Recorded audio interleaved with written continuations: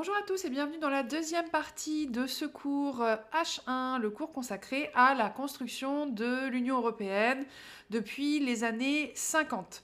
Donc dans la partie 1, on s'était arrêté sur cette diapositive, on en est ici dans le cours. Voilà, on en est donc dans la deuxième partie, le grand 2, d'une Europe économique à une Europe politique et sociale. Donc n'hésitez pas à mettre pause pour remplir les petits pointillés du cours. Et je rappelle que ce cours aussi, c'est vraiment la base, c'est vraiment la structure chronologique de ce que vous devez comprendre sur l'Union européenne. Mais pour être vraiment à l'aise sur ce cours, bien sûr, il y a tous les ateliers que j'ai créés de la classe autonome, savoir replacer les grandes dates, savoir sur une carte placer les pays selon l'élargissement de l'Europe. Voilà, si vous voulez vraiment être à l'aise, n'hésitez pas à travailler ces ateliers que vous pouvez retrouver. Alors, ils sont faits pour être faits en cours, mais il y en a quelques-uns quand même que j'ai mis et qui sont faisables sur mon site internet que je vous mettrai dans la description. Alors, petit A, 1957, la signature du traité de Rome. On avait vu en première partie des dates importantes. 1948, le congrès de la Haye, cette grosse réunion où ils décident de parler du problème européen. 1950, la déclaration de Robert Schuman qui dit on va mettre en place un marché commun entre le charbon et l'acier, entre la France et l'Allemagne, puis avec les 6 pays qui vont fonder la CECA en 1951, Communauté économique du charbon et de l'acier. Et puis, on est maintenant en 1957. 1957, c'est la grosse date de ce chapitre, puisque c'est la signature du traité de Rome, qui met en place la CEE, Communauté économique européenne. Et cette CEE, elle se retrouve autour de 3 objectifs. Premier objectif, c'est de faire une politique agricole commune, puisque l'Europe est un continent assez agricole. On a beaucoup de champs, beaucoup d'agriculteurs, beaucoup d'élevage et de culture de céréales notamment. Donc on va mettre en place une politique agricole commune entre ces pays. On va mettre en place une politique commerciale commune, c'est-à-dire avec les échanges entre ces pays, et puis une politique de concurrence, c'est-à-dire que justement, entre ces pays, eh bien, on va mettre en place une communauté qui fait qu'il y aura plutôt une alliance plutôt qu'une concurrence, et la concurrence, elle va se faire avec les autres grandes puissances agricoles, notamment les États-Unis, à cette époque-là. Donc voilà quel est le projet de cette CEE en 1957. Je vous montre ce petit document vidéo sur la signature du traité de Rome, et après dans le petit rectangle bleu là, nous noterons les choses importantes. Vous voyez qu'il est petit ce rectangle donc. Alors, donc, ce qu'on peut noter sur cette vidéo qui est assez intéressante, c'est que le traité de Rome, comme son nom l'indique, il a été signé à Rome en 1957, ça on le savait déjà, mais surtout ce qui est intéressant, c'est pourquoi ils ont signé ce traité. Au départ, bien sûr, c'est une question économique. C'est l'idée de se rassembler pour être plus fort économiquement, notamment face au Japon et face aux États-Unis et face à l'URSS à cette époque-là. Donc déjà, la première chose, c'est être plus fort économiquement, faire une alliance pour être plus fort. On est plus nombreux, donc on est plus fort. Mais il y a aussi cette question de paix. Vous voyez cet homme qui était là quand il était jeune, quand il a vu se signer le traité de Rome, et qui raconte que l'idée, c'était de faire la paix. C'était de dire, on va essayer autre chose que toujours se faire la guerre après 1870, 1914, 1939. Peut-être on va essayer autre chose, une autre forme, plutôt que de tout le temps se taper dessus dès qu'on a des soucis. Donc voilà, vous pouvez noter ça. Ça a été signé au Capitole, à Rome. Alors on devait faire un voyage scolaire avec mes élèves, je devais les emmener voir le Capitole, là où avait été signé le traité de Rome. Malheureusement, avec la situation sanitaire, on ne pourra pas le faire, c'est dommage. Mais voilà, ça a été signé au Capitole, à Rome. Et vous pouvez noter aussi ce qu'on a vu dans la vidéo, c'est qu'ensuite l'Europe s'est donné des symboles. Alors on a vu le drapeau notamment, ça c'est arrivé après, mais on peut le voir ici. Alors, dans le traité de Rome, eh bien, on retrouve les 6 pays qui avaient signé déjà la CECA en 1951. Donc on retrouve le Luxembourg, on retrouve la Belgique, on retrouve la France, l'Italie, l'Allemagne, attention à cette époque, la RFA seulement, puisque l'Allemagne est coupée en deux, et puis les Pays-Bas. Donc voilà, les 6 pays qui ont créé au départ ce traité de Rome. Donc c'est un traité d'un marché commun, mais ça a aussi créé une seconde institution qui est l'Euratom. L'Euratom a été mis en place, c'est pour l'énergie atomique. Ça a été mis en place exactement en 1957, en même temps que le traité de Rome. Dans la logique du traité de Rome, je vous ai dit, il y a l'idée d'une politique commune au niveau de l'agriculture, qu'on va appeler la PAC. Donc dans les petits pointillés, vous pouvez noter la PAC, c'est la politique agricole commune. Et ça, c'est mis en place en 1962, la PAC.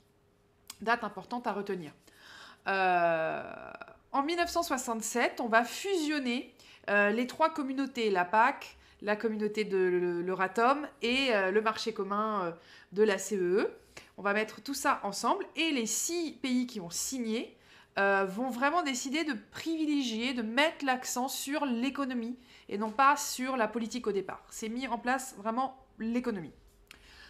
Alors, en 1958, le général de Gaulle devient président de la Ve République. Il avait été président à la fin de la guerre, quand il y a eu le gouvernement provisoire de la République française. Et puis après, il est parti parce qu'on n'a pas écouté tellement les propositions qu'il avait faites. Donc il a arrêté la politique et il est revenu en 1958. Il est devenu président. C'est le premier président de la Ve République.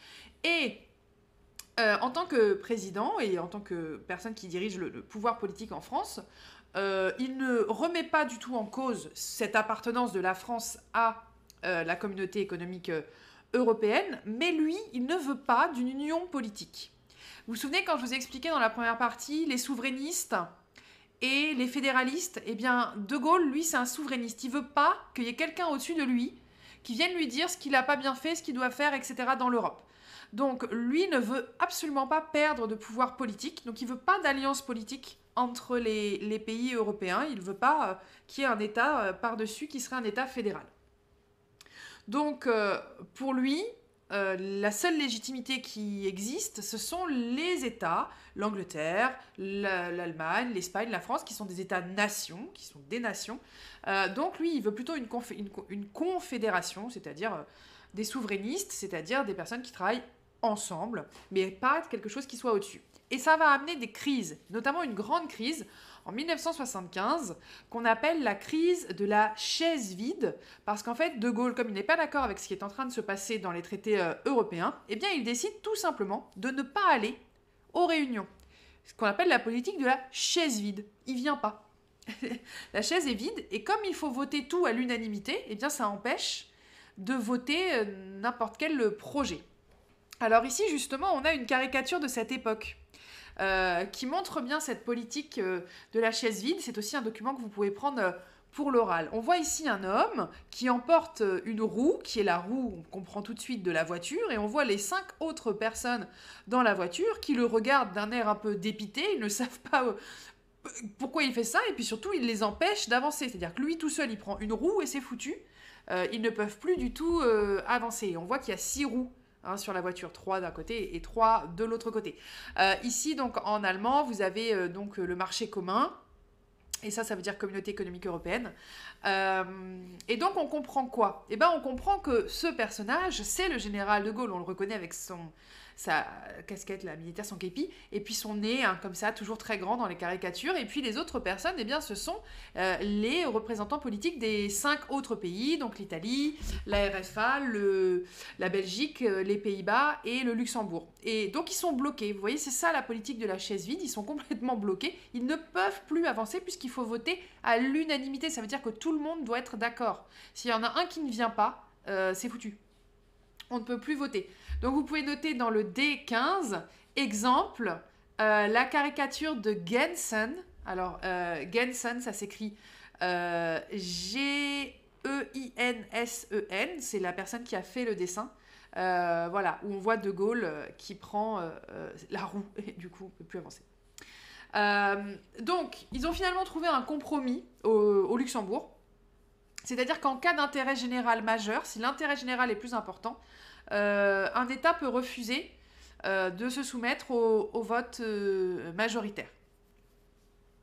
Et du coup, pendant que De Gaulle est au pouvoir, la France va refuser 2 fois que le Royaume-Uni rentre dans la CEE. En 63 et en 67, le Royaume-Uni avait demandé à rentrer dans cette alliance plusieurs fois et sous la présidence de Gaulle, ça va être refusé 2 fois. Parce que De Gaulle, en fait, pensait que c'était une mauvaise chose que les Anglais rentrent dans l'Union européenne, dans la communauté économique européenne, pardon, à l'époque ça s'appelle comme ça. Il disait que c'était les chevaux de Troie des États-Unis. C'est-à-dire que si on faisait rentrer l'Angleterre, d'un seul coup, les États-Unis allaient avoir un regard sur ce qui allait se passer dans l'Union européenne. Et De Gaulle était contre. Donc voilà. Donc on n'a pas élargi pendant tout ce temps-là. Petit b, le temps des élargissements. Donc il a fallu attendre le départ du général de Gaulle pour qu'il y ait une nouvelle relance dans la construction européenne et qu'on commence vraiment à élargir. Donc on a décidé à la conférence de La Haye, une nouvelle conférence à La Haye, 3 nouvelles orientations. Déjà, on a décidé d'achever la politique agricole commune. On a décidé d'élargir la communauté européenne. Donc on a fait rentrer l'Irlande, le Danemark et le Royaume-Uni en 1973, et on a décidé d'approfondir l'économie avec un système monétaire commun. Donc on a créé le système monétaire européen en 1979. Toutes les dates, on va les remettre à la fin dans la chronologie pour que ce soit clair. Donc voilà, les 3 pays qui sont rentrés au premier élargissement en 1973, l'Irlande, le Royaume-Uni, le Danemark. Et puis ensuite, on a continué à agrandir cette Union européenne, enfin cette communauté. D'abord, ça s'appelle la communauté, puis après, ça s'appelle l'Union, à partir de 92. Donc faites attention à ça aussi, aux mots que vous utilisez. Je sais que c'est embêtant, mais il faut utiliser les bons mots en histoire. Donc voilà, on a élargi, donc ils sont maintenant 9 pays en 1973.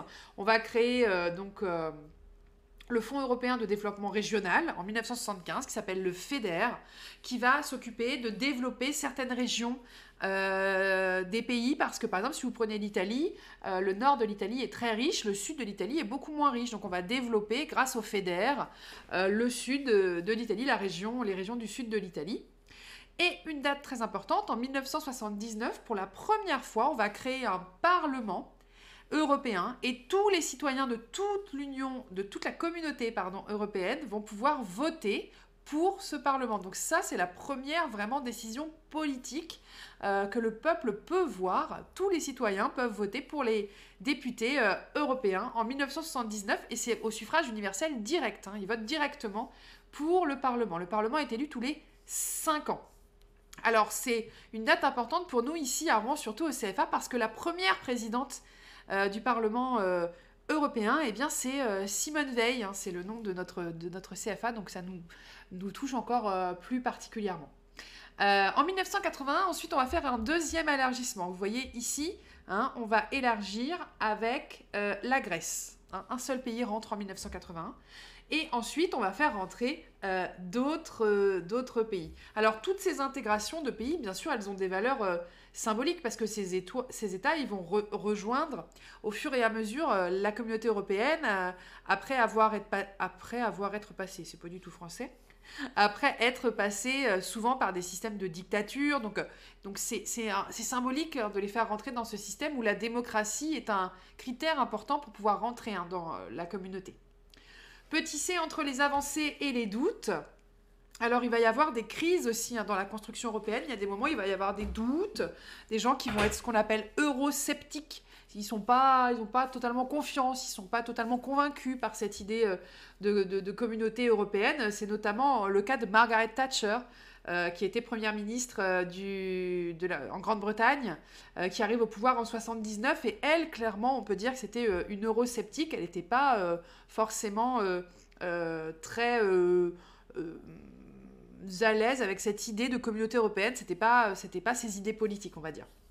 Et donc l'euroscepticisme va se répandre un petit peu en Europe, notamment dans les années 80, parce qu'il va y avoir des crises économiques, et les gens vont se rendre compte que l'Europe, c'est pas miracle, ça peut pas sauver toute l'économie européenne, et donc voilà, il va y avoir un petit peu des crises à ce moment-là.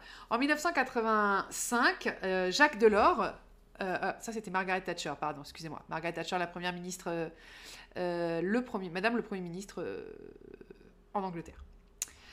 Jacques Delors, du coup, en 1985, c'est un Français, il va écrire ce qu'on appelle le livre blanc. Alors Jacques Delors, lui, il est convaincu, hein, c'est un Européen convaincu. Il décide qu'il faut achever vraiment la construction de ce grand marché commun, et c'est lui qui va écrire donc, le livre blanc et ce qu'on appelle l'acte unique, qui est signé en 1986 pour continuer cette construction de communauté. En 1985, la date importante vraiment à retenir, c'est plus que le livre blanc, c'est les accords de Schengen. Ça, vous entendez souvent parler, les accords de Schengen. En fait, Schengen, c'est quoi?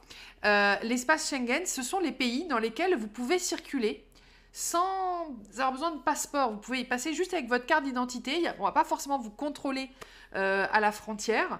Vous passez, voilà, c'est à l'intérieur de ces pays, les marchandises, les biens et les personnes passent comme si, sans gros contrôle aux frontières. Donc voilà, tous ces pays, moi par exemple, je suis allée en Suède, voilà, on peut y aller avec la carte d'identité. Quand on a emmené les élèves en voyage scolaire en Allemagne, on y va sans carte d'identité. Par contre, si vous voulez aller au Royaume-Uni, là c'est un peu plus compliqué, c'est pas dans l'espace Schengen. Donc il y a un contrôle plus important. Quand vous prenez l'Eurostar, par exemple à Paris, eh bien il y a un contrôle, on regarde vos bagages, on regarde vos papiers, etc. Alors c'est pas forcément le cas quand vous allez dans tous ces pays en violet ici. C'est ça l'espace Schengen. Donc c'est tous les pays qui ont décidé d'être dans cet espace. Alors dans les années 80, il va y avoir aussi beaucoup d'événements politiques qui vont changer, qui vont influencer la communauté européenne. Déjà, il va y avoir la chute du mur de Berlin. Vous notez dans les petits pointillés, c'est en 1989. La chute du mur de Berlin en 89. Ensuite l'Allemagne, du coup, qui va être réunifiée en un seul morceau. Ça, c'est en 1990. Donc jusqu'en 90, il faut parler de RFA-RDA. À partir de 90, on peut dire Allemagne. Et l'effondrement de l'URSS en 1991. Et ça va profondément changer la donne, puisque tous les pays qui étaient sous la coupe de l'URSS eh bien, vont se retrouver libres. Et certains vont demander justement à intégrer la communauté européenne. Donc on va négocier ces nouveaux traités. Et puis, en 1991-92, décembre 91-92, on va signer un nouveau traité à Maastricht. Voilà, nouveau traité à Maastricht. Et c'est ce traité qui crée l'Union européenne. Hein, d'accord? Donc avant, en 57, ça s'appelait la Communauté économique européenne, la CEE. Et à partir de 92, ça s'appelle l'Union européenne. Comme je vous disais dans la première partie, on aurait pu trouver un nom plus qui évite de confondre entre Europe et Union européenne. On aurait pu appeler ça... Moi, j'aime bien le cercle. Donc voilà, l'Union européenne, c'est à partir de 92. Vous n'avez pas le droit de dire le mot Union européenne avant 92, parce que ça n'existe pas. Vous voyez, un peu l'idée. Ah, ils nous mettent des difficultés. Hein. Voilà, et puis on va continuer à agrandir. Donc en 95, on agrandit de nouveau. Hop. En 95, hop, voilà, ici, on agrandit de nouveau avec la Suède, la Finlande et l'Autriche. Alors, c'est facile à retenir. En 1995, il y a 15 pays. Facile. En 57, il y en a 6. En 73, ils sont 9. En 81, ils sont 10. En 86, on en ajoute 2, donc ils sont 12, hein, l'Espagne, le Portugal. Et en 95, ici, on ajoute les 3 ici. Donc, ça fait 15. En 95, il y a 15 pays dans l'Union européenne. La Suède, la Finlande et l'Autriche, donc 15 membres. Et c'est à ce moment-là qu'on commence un peu à réfléchir à l'idée de remplacer toutes les monnaies de chaque pays par une monnaie commune qui serait donc l'euro et qui permettrait de faire des échanges plus faciles entre les pays et surtout qui permettrait de concurrencer le dollar, qui est la monnaie de référence depuis la fin de la Seconde Guerre mondiale. Donc en 2002, on va mettre en place justement cette nouvelle monnaie européenne. Vous notez dans les petits pointillés, la nouvelle monnaie européenne, c'est l'euro. On va la mettre en place donc ici, dans ce qu'on appelle la zone euro, c'est-à-dire tous les pays qui vont accepter d'abandonner leur monnaie pour avoir l'euro. Donc voilà tous les pays qui ont accepté d'avoir l'euro. Donc par exemple, vous voyez que le Royaume-Uni n'a jamais pris l'euro, ils ont toujours gardé leur monnaie.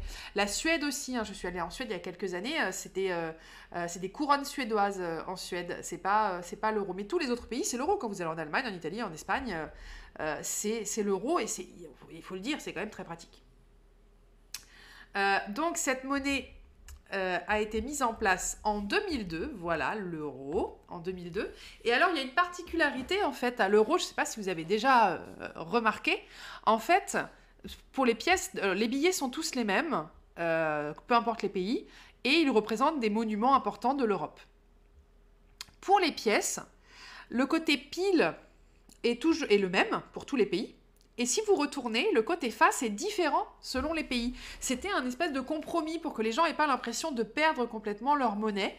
Dans chaque pays, le côté face n'est pas le même. Donc vous pouvez regarder par exemple dans votre poche ou dans votre porte-monnaie ce que vous avez. Vous allez voir que les côtés face ne sont pas les mêmes et ça représente à chaque fois différents pays. Si vous avez une petite chouette, par exemple, c'est la Grèce, hein, c'est la Athéna. Si vous avez un petit l'homme de Vitruve de Léonard de Vinci, vous savez, l'homme qui est comme ça, dans un rond et dans un carré, ça c'est pour l'Italie. Si vous avez une lyre, ça va être l'Irlande, je crois. Et en France, nous, on a Marianne, hein, derrière les petites les pièces. On a Marianne, on a un arbre, l'espèce d'arbre de la Révolution française.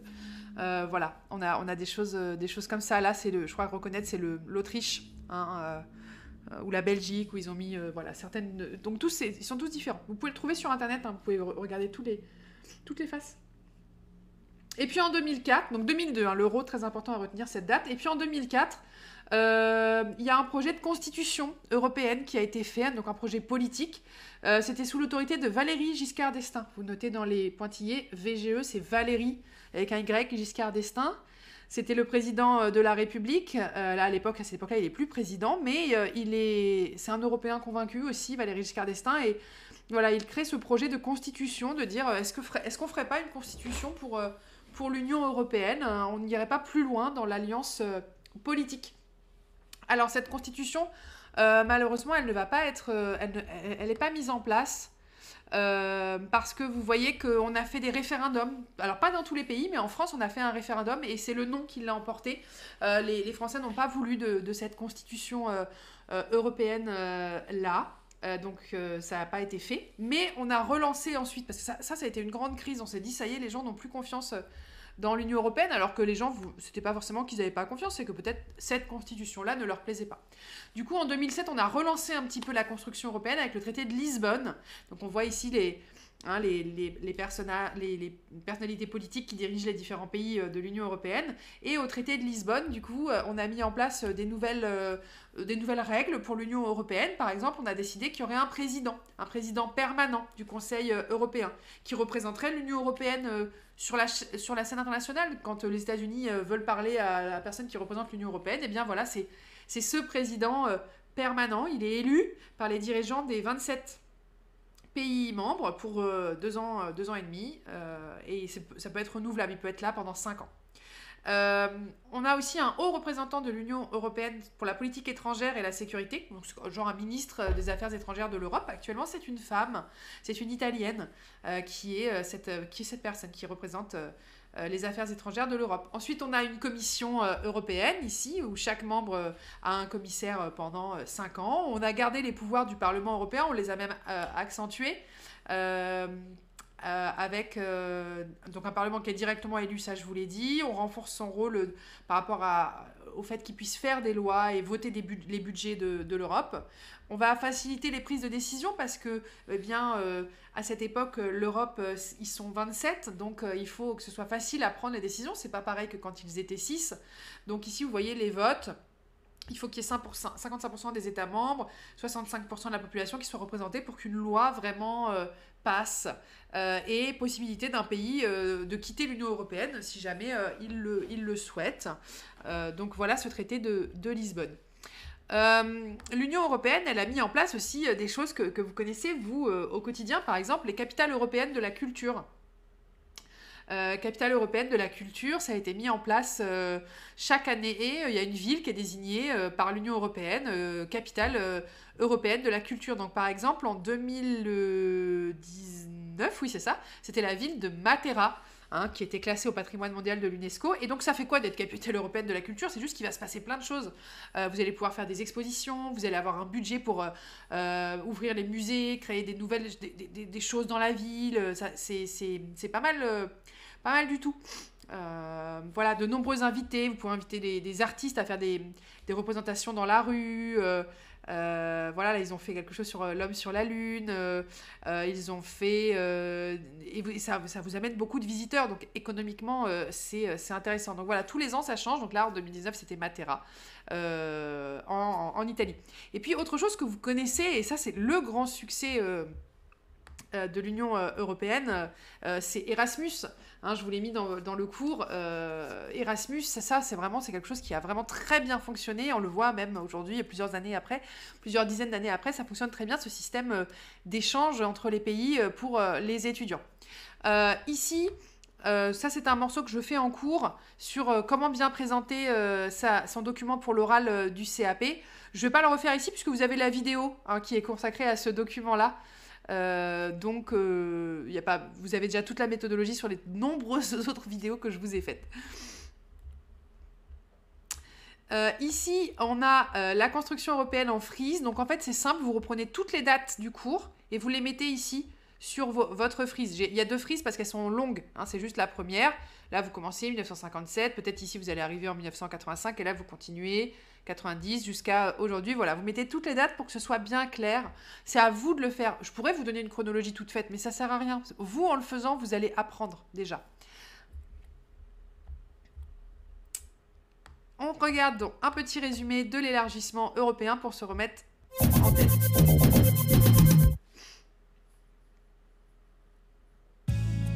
L'Union européenne compte aujourd'hui 28 pays membres. La Croatie l'a intégrée en juillet 2013. Il s'agissait du 7e élargissement. Depuis sa création en 1957 par 6 membres fondateurs, l'UE n'a cessé de s'agrandir. Elle compte 9 membres dès 1973, 10 en 1981, puis 12 en 1986. En 1995, on parle de l'Europe des 15, puis des 25 en 2004, après le plus grand élargissement de l'Union. De 2007 à 2013, elle comprenait 27 membres. Pour devenir candidat à l'entrée dans l'Union européenne, un État doit d'abord respecter les critères dits de Copenhague, notamment être une démocratie, respecter les droits de l'homme et avoir une économie de marché viable. L'État candidat doit ensuite se conformer à l'ensemble des règles et normes de l'UE, recueillir le soutien de sa propre population par un vote parlementaire ou un référendum, ainsi que l'accord de l'ensemble des pays membres et des institutions de l'Union européenne. 5 pays sont aujourd'hui officiellement candidats: l'Islande, la Turquie, l'ancienne République yougoslave de Macédoine, le Monténégro et la Serbie. 3 pourraient obtenir prochainement le statut de candidat: l'Albanie, la Bosnie-Herzégovine et le Kosovo. Voilà, donc sur ce chapitre, vraiment, le gros à savoir, c'est vraiment connaître les dates de la construction européenne, ce qu'il faut pour entrer dans l'Union européenne. Dans les ateliers, ce que vous devez vraiment travailler, c'est les symboles de l'Union européenne et les grandes institutions de l'Union européenne, mais on ne va pas vous demander des choses très techniques, on ne va pas vous demander d'être des experts de l'Union européenne, de comment ça fonctionne exactement. Faut juste comprendre qu'il y a eu cette construction, qu'il y a 2 écoles, les souverainistes, les fédéralistes, qu'il y a eu des crises, qu'il y a eu des moments où on était très optimiste et puis il y a des moments où il y a eu des sceptiques sur l'Union européenne.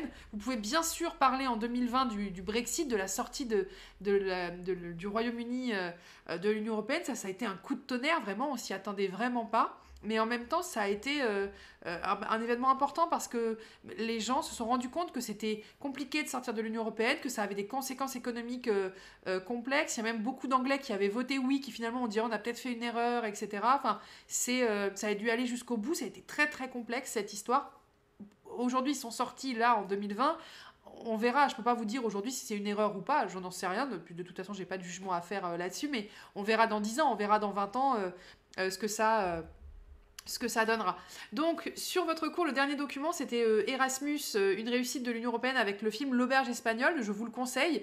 C'est un film très sympa. C'est un film français avec Romain Duris qui parle justement de l'expérience d'Erasmus. Si ça vous intéresse, pendant ce confinement, que vous voulez regarder un petit film sympa, vous pouvez regarder ce film. Ensuite, donc, vous avez vos chronologies. Et voilà donc pour ce chapitre.